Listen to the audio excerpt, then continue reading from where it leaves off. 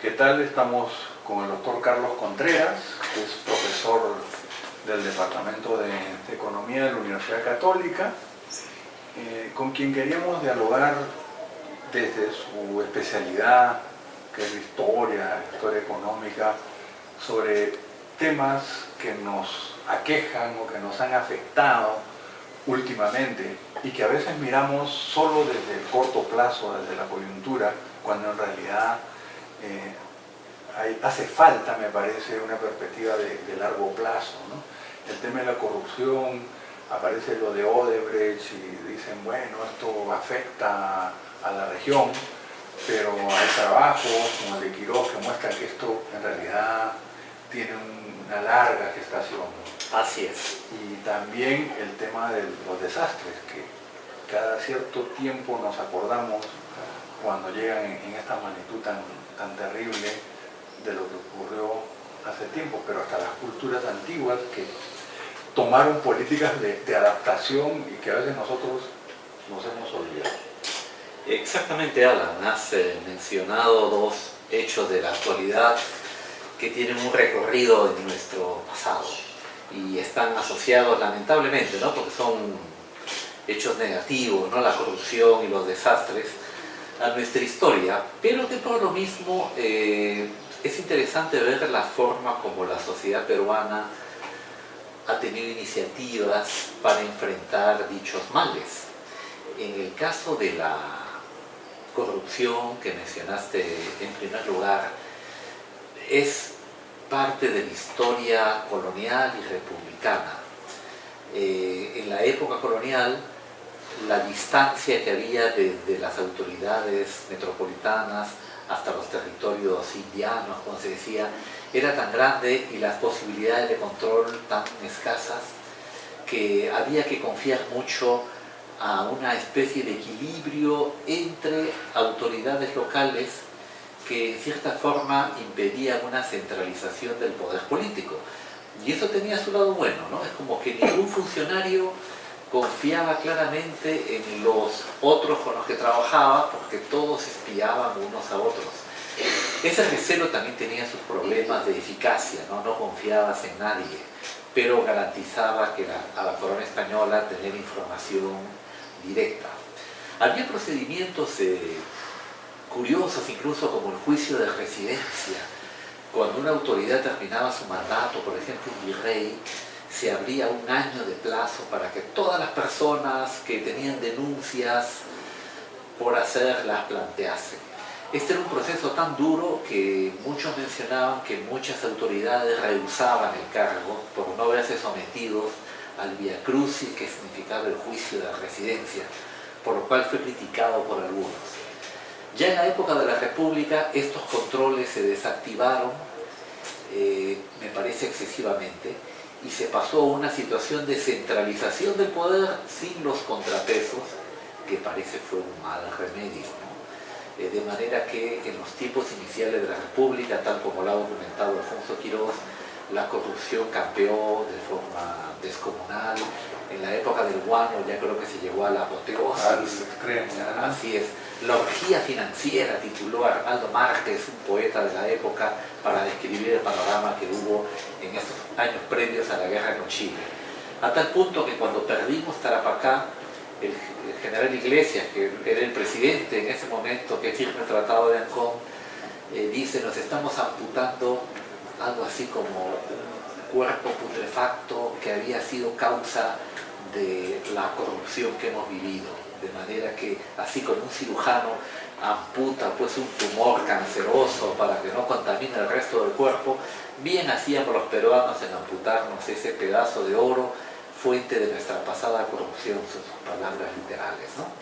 Siempre ha estado ligado a poco explotación de recursos naturales, de alguna manera, y también se ha dicho, bueno, cuando el Estado tuvo una intervención en la economía, por la discrecionalidad, había espacio para la corrupción, pero lo hemos tenido también en periodos liberales, ¿no? Como el que se implementa desde los años 90, ¿no? Entonces parece que la corrupción es algo transversal, digamos. Es que hay varios canales, ¿no? Uno es la asignación de recursos naturales. Como tú dices, en el Perú, dado que la producción industrial ha sido históricamente muy débil, la riqueza se ha hecho sobre la base de explotar recursos naturales.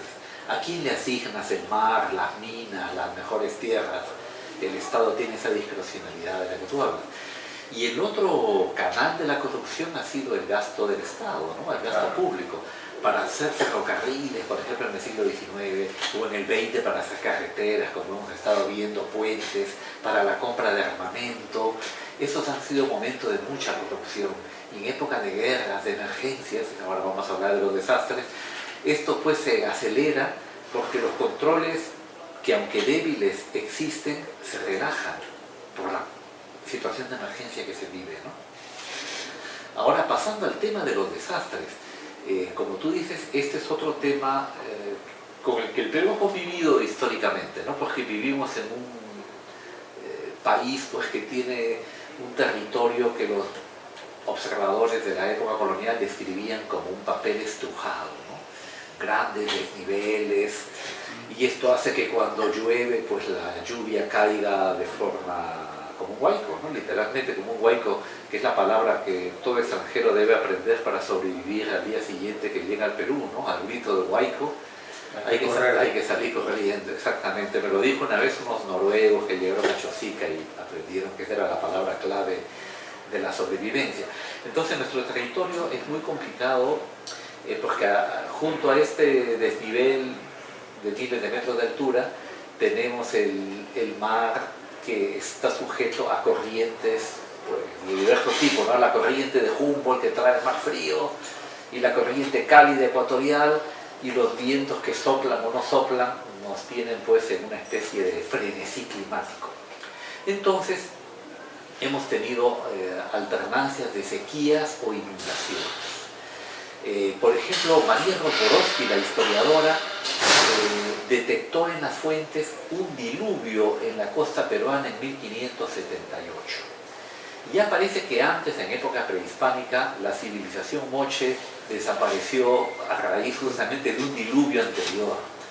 En la época colonial estos diluvios ocurrieron en diversos momentos. En el siglo XX, en 1925, parece que hay otra vez un diluvio. Y como ocurren a una escala que la memoria del hombre no llega a guardar, es decir, exactamente, del uno al otro pasan más de 100 años. Entonces, esta memoria que para los terremotos sí la tenemos porque es un poco más frecuente, pero estas inundaciones, estas lluvias, digamos, tan grandes, han sido más espaciadas. Con lo cual, entonces, uno piensa que en un país de economía precaria vale la pena invertir en algo que ocurre cada 100 años. Es un desafío para el cálculo económico, ¿no? Así es. Y lamentablemente también para la vida humana, ¿no? ¿Vale la pena estar viviendo en un lugar que puede ser destruido cada 100 años? Pues ante la precariedad mucha gente dirá, me arriesgo a hacerlo, ¿no? Ahora, en común lo que se da es una precariedad institucional, ¿no? Así es. O sea, tanto para el tema de la corrupción como para el tema de la prevención de desastres y también la falta de ordenamiento territorial, de planificación a mediano y largo plazo, porque tendemos a caer o a tropezar con la misma piedra. Hay prácticas en el país o periodos donde hemos tenido esa perspectiva o esa visión de largo plazo, o tendremos que referirnos a países vecinos para encontrar, digamos, políticas que uno diga, bueno, lo hicieron bien, por ahí es el camino. Bueno, los antropólogos documentan que en la época prehispánica, dado que los naturales vivían no del comercio, sino directamente de la producción, estaban mucho más atentos a los vaivenes del clima y dado los recursos tecnológicos escasos que tenían, parece que supieron manejar con más eficiencia su ingeniería, ¿no? Que incluso en el siglo XX hay un aviador, Charles Sutton, que desde el aire, eran los primeros vuelos aéreos en el Perú, descubre una serie de canales de regadíos, de sistemas de acequias, parece destinados a justamente drenar y aprovechar lluvias excesivas. Lamentablemente, con la explosión demográfica que hubo en el siglo XX, fue difícil conservar este sistema y ahora tenemos que depender, como tú dices, de instituciones modernas que aprovechen la fuerza del Estado para orientar el crecimiento de la economía y a su vez para orientar el gasto hacia labores de prevención.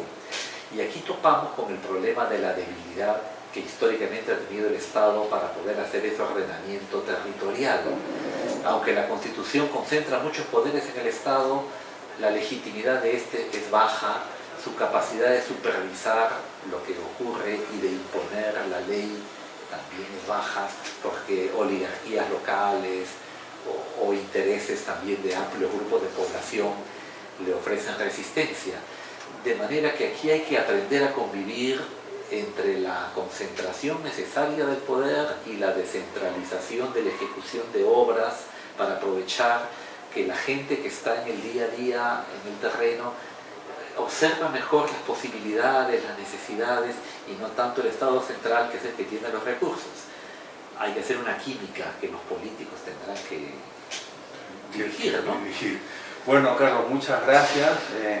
Creo que era muy importante tener esta visión histórica de largo plazo.